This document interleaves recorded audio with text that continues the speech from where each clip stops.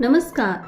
आज का हमारा ये वीडियो हमारी पूजा पद्धति में जुड़ी ज्योति निर्माण की कला से संबंधित है। अगर आप भी धार्मिक हैं और घर पर ज्योति प्रज्वलित करते हैं तो आपके मन में भी ये प्रश्न अवश्य उठा होगा कि ज्योति का निर्माण दो सिरों को जोड़ने से क्यों होता है। अगर आप गोल बाती का प्रयोग नहीं कर रहे और लंबी बाती का प्रयोग करते हैं तो भी इसके दो ही सिरे होते हैं, एक नीचे की ओर तथा दूसरा ऊपर की ओर। जब भी हम ज्योति को प्रज्वलित करते हैं तो इसका ऊपर का भाग जलता है तथा जलने के लिए तेल इसके निचले छोर से ऊपर की तरफ पहुंचता है। सिर्फ इसमें ही नहीं, गोल बाती में भी दो सिरों को जोड़कर एक किया जाता है। आखिर क्या है इसके पीछे का कारण? ये यूं ही नहीं है, इसके पीछे बहुत गहरा प्रतीकात्मक कारण छिपा है। आध्यात्मिक रूप में ये माना जाता है कि मानव शरीर में 7 मुख्य चक्र यानी ऊर्जा केंद्र होते हैं जो रीढ़ की हड्डी के निचले सिरे से सिर के शीर्ष तक स्थित होते हैं।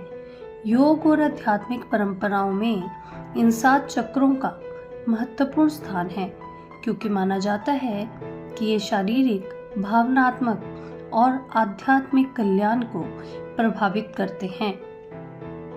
इसमें मूलाधार चक्र रीढ़ की हड्डी के निचले हिस्से में स्थित होता है, जबकि स्वाधिष्ठान चक्र पेट के निचले हिस्से में, मणिपुर चक्र नाभि के क्षेत्र में, अनाहत चक्र हृदय के क्षेत्र में, विशुद्ध चक्र गले और गर्दन के क्षेत्र में स्थित, आज्ञा चक्र भौहों के बीच या तृतीय नेत्र के रूप में और सहस्त्रार चक्र सिर के शीर्ष भाग पर होता है।